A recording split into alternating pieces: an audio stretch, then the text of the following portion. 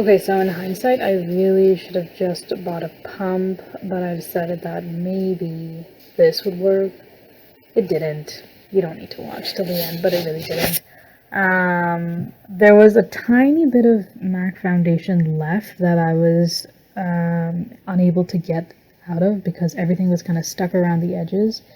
And this process made it 10 times harder to actually get the foundation out. And when I did get it out, it was so limited and minimal that it kind of stuck at the very end.